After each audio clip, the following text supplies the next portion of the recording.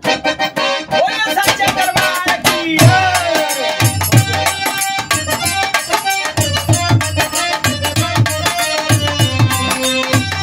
क्या बात है, बहुत अच्छे।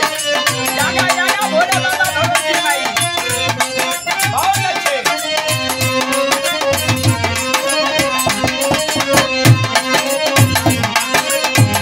क्या बात है बहादुर।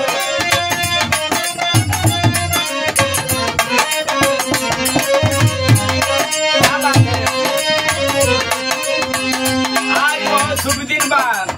माई का पचरा लेके आयल बानी विधानगरी के सौजन्य से हमारे गुलाब भैया के देख रेख में, हमारे राम जी उस्ताद नाजू के देख रेख में, और हमारे गुरु महाराज सुभाष तिवारी महाराज जो हमारे साथ संगत करते हैं, उनके देख रेख में ये गीत माई का पचरा जात बा। बाबा कैसे भैया?